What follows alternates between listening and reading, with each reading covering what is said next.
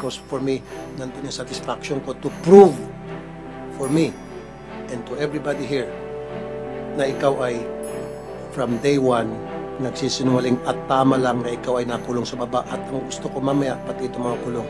So ito magpapatunay na ikaw ay nagsisinungaling. Kita niyong kalupitan yung mag-asawa kayo? Ang dami ninyong tauhan to furnish a copy of the polygraph results to the counsel of the Ruiz couple. Para alam niyo po yung pinag-uusapan. Pagpatas po dito sa committee ito, bibigyan po kayo ng resulta, official result ng polygraph examinations. May lahi kayo, may taas kayo, may lahi? Meron yung honor, maliliit. Maliliit, may lahi. Meron din kayong aso na walang lahi? No, pakisagot lang. Siyang tinatanong ko. Wala mo.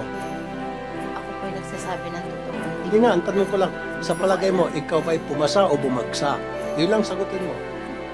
Ano pang mga bagay na maisabi mo, nakadalawa ka na, okay na sa akin kung tutusin, gusto ko isa pa para maging tatlo, na hindi niya ma-i-deny na talagang nandoon ka, nag-stay ka kahit na 2 linggo, sa loob ng tindahan, sa loob ng bahay.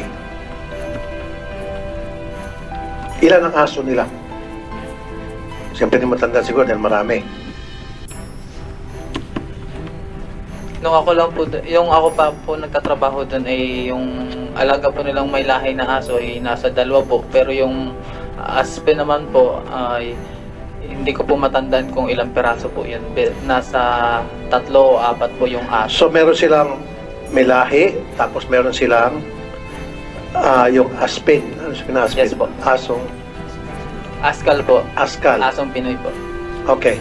Upon your request, kasi sa ngalan ng patas na pag-hearing dito, lumilitaw dito na ikaw ay deceptive. Ikaw ay nagsisinungaling. Bumagsak ka. Ang dami tayong mga witnesses, ang dami natin pinag-usapan pag ilang araw natin hearing. Ang bottom line dito is kung ikaw ba ay sinungaling o hindi. Ito na yung end game para sa akin. Kaya akit na po after this, hindi na po atin sa masusunod na hearing because for me, nandun yung satisfaction ko to prove for me and to everybody here na ikaw ay from day one nagsisinungaling at tama lang na ikaw ay nakulong sa baba at ang gusto ko mamaya pati itong mga kulong. So ito magpapatunay na ikaw ay nagsisinungaling. Period. Nakwento ko na, dagdag ulit, medyo backtrack ulit. Sinabi ko lang kanina, Mr. Chair, meron ako isang case na nasolve ko, massacre ng isang family ng dahil sa lie detector test. Ano pang mga bagay na maisabi mo, nakadalawa ka na, okay na sa akin kung tutusin, gusto ko isa pa para maging tatlo, na hindi niya ma-i-deny na talagang nandoon ka, nag-stay ka kahit na 2 linggo, sa loob ng tindahan, sa loob ng bahay. Ilan ang aso nila? Siyempre hindi matanda siguro dahil marami. Nung ako lang po, yung ako pa po nagtatrabaho doon ay yung alaga po nilang may lahi na aso ay nasa 2 po. Pero yung aspen naman po ay hindi ko po matandaan kung ilang peraso po yun. Nasa 3 o 4 po yung aso. So meron silang may lahi, tapos meron silang yung aspen. Ano siya aspen? Yes po. Asong? Askal po. Askal. Asong Pinoy po. Okay. Meron kayong asong may lahi. Tama? Yes? May lahi kayo, may aso kayo may lahi? Meron yung honor, maliliit. Maliliit, may lahi. Meron din kayong aso na walang lahi? No, pakisagot lang. Siyang tinatanong ko. Ay, yung walang lahi, yung maliliit, may lahi yun. Alam mo naman yung tao asong walang lahi, di ba? Alam mo naman. Meron kayong mga asong walang lahi? Askal po yung honor. Meron? Meron po. 3 points. I would like to cite this gentleman in contempt, Your Honor, sa pagsisinungaling. Dr. Po, we'll defer consideration of the same, your motion. We'll wait for a second towards the tail end of this hearing. Siguro we'll hear the others first if it will go to the NBI. But without objections on the part of my colleagues, We will suspend for 5 minutes. The OSA is directed to serve lunch, early lunch to all the resource persons present. We'll suspend for Mr. Chair, 5 minutes. I will second the motion of Senator Tulfo. Yes, but we will Chair would withhold the consideration and ruling of the same Yes. till after the tail end of the hearing. We will suspend for 5 minutes to enable this representation to quickly attend the budget hearing. But sandali lang po yan, and then kumain muna kayo at itutuloy po natin to. Without objection, the hearing is hereby suspended for 5 minutes. Sa building permit and licensing, sa licensing office. Okay? Now, sabi mo, ginawa mo yon. Kaya lang, hindi mo sinispecify kung ilang kwarto ang idadagdag mo dun sa struktura. Tama? Bakit?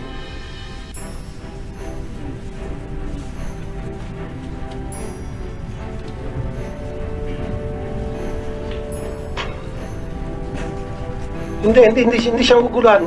Alam niya sinasabi niya. Huwag mong turuan kasi lumilitaw, Mrs. Ruiz, saksakan ka sinungaling. Ito medyo lang. Kung ikaw 1 million times na kasinungalingan, ito mga 1,000 times lang. Okay? Huwag mo siyang turuan. Your Honor, meron naman akong permit na nakuha na po sa building permit. Meron ka ng permit na nakuha na para mag-renovate ka. Kasi lahat ng renovation na gagawin natin sa ating mga bahay, we change the structure of a house that has already been approved, duly approved by the City Hall o munisipyo. Nabigyan tayo ng building permit sa struktura na pinatayo natin. And then later on, gusto natin baguhin yan, gusto natin gawin second floor yan, o magdagdag tayo ng ilang kwarto, kailangan babalik tayo ulit dun sa City Hall, sa munisipyo para kumuha ulit ng permiso. At sabi mo, ginawa mo yon. Kasi nga, nung pumasok ka, patag lang yon. Nung nirenta mo, ngayon nagdagdag ka ng kwarto. Kaya tinanong ko sa'yo, ilang kwarto? Yung idiniklara mo sa City Hall na idadagdag mo. Kasi naka-record naman yan eh. Ngayon, kung hindi mo ginawa, may violation ka. Babalikan kayo ng City Hall. Wala, Your Honor, kasi yung ginawa ko lang kwarto, parang mga plywood lang at saka Maski na. handing-ding lang po. Well, hindi, maski na. Pag nag-change mo yung struktura ng isang building na nabigyan na ng building permit, at babaguhin mo yan dahil sa isang renovation, kailangan magpasintabi ka sa City Hall, kailangan magdiktara ka para magkakaroon ng inspeksyon, ibibigay mo yung plano for safety reason also, to make sure na safe, sumusunod ka sa tamang standards sa construction materials na ginagamit mo, tama, pati yung itsura, yung kwarto, dapat nakadeklara yun. Your Honor, pasensya na po, baka yun lang po ang aking kakulangan. So, ibig sabihin, pwedeng 3, pwedeng 2, pwedeng 2 muna, and then later naging 3. Kasi ang makapagsasabi ng sana niyan ay yung record sa City Hall. Since hindi mo nirecord sa City Hall, pwede natin masabi yung sinasabi mo ngayon kasinungalingan.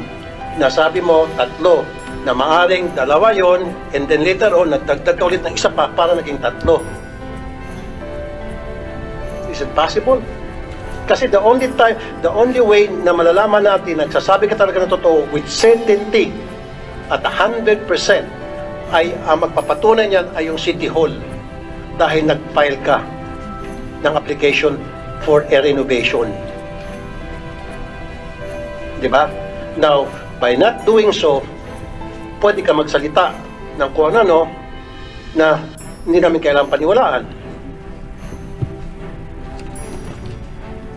So therefore, maaring 2 lang yung kwarto nung nandun si Mr. Pau Pau, nung umalis siya, nagdagdag ulit kayo ng kwarto dahil nagdagdag kayo ng mga tao, parami ang mga tao nyo hanggang dumating yung time, kailangan nyo magdagdag na ng kwarto.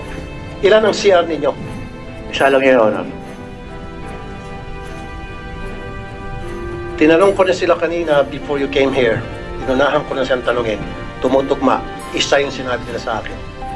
You see? Ilan ang tauhan ninyo? Your Honor, di ko natanda po. Hindi mo tandaan. Pero may babae at may lalaki.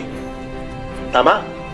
And yet, meron kang tauhan ng mga babae may mga tauhan ka ng mga lalaki at isa lang ang kanilang CR.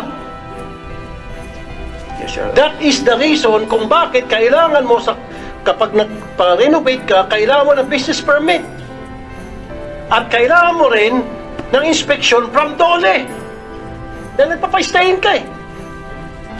At yung DOLE, titingnan kung maayos yung living condition ng mga tauhan mo. Which, again, you did not do. Am I right or am I right? Hindi mo ginawa.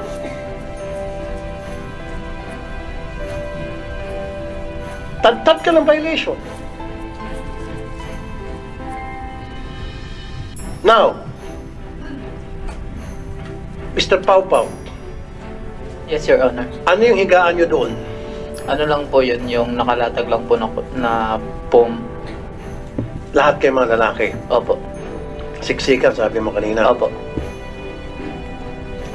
Siksikan yung mga lalaki, siksikan yung mga babae, kita niyong kalupitan yung mag-asawa kayo. Ang dami ninyong tauhan, lalaki at babae, buti sana kung parehong babae, di isa lang.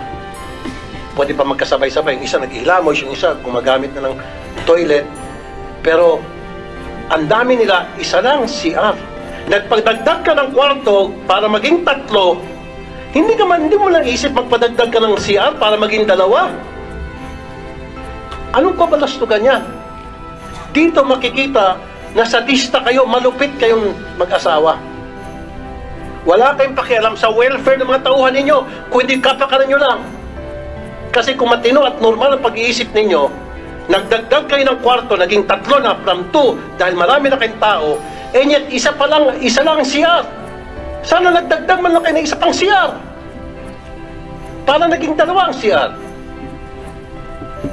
Now, isa na lang. Yung puting kotse, Mr. Pau Pau, nasabi mo, sino ba sabi na, wala po dito kanina, nabalitaan ko lang. May umalagit-alagit na puting van? Yes po. Anong klaseng van yun? Hindi ko po halos, sir. Anong kulay? White, puti po yun, sir. Hindi mo na nakuha yung plate number. Hindi po. Manang LV, nung nakakita ka pa, ikaw ay naglilinis ng mga kasama sa trabaho mo, ano? Yung po, pagkatapos ko po daw po maglinis sa kusina, pakilinis-linisin daw po yung van. Okay. So, sa mga nililinisan mong van, ano yung mga plate number kung matatandaan mo? 4995 po. Dan 4995 po. 4995 matatandaan mo. Opo, Dan ang pangalan. Dan 4995. Opo. Kulay puti na van. Opo. Okay, anong itsura ng van kung matatanda mo, ma'am? Yung pong katulad po ng biyaheng Mamburao po, na biyaheng Abra. Yung parang ginagamit na pambiyahe, Opo. pampasahero van. Opo. Mr. Pau Pau, ano description mo ng van na kulay puti? Katulad po nun, sir, sa UP Express. Mga gano'n na po. So, tumutok mo naman sa sabi ni Ma'am LB, yung binibiyahe. Opo. Mamburao sabi niya, so UB Express. Opo. Ganun itsura. Okay. So again, tumutugma na naman. So, Mr. Chair, lumilitaw na most likely yung nagpapalibot-libot sa bahay ni Mr. Pau Pau na nanakot, yun ay van na pag-aari nito mag-asawa. Kasi sabi naman ng LV, nung nakakita pa siya naglinis ng kotse nila, merong van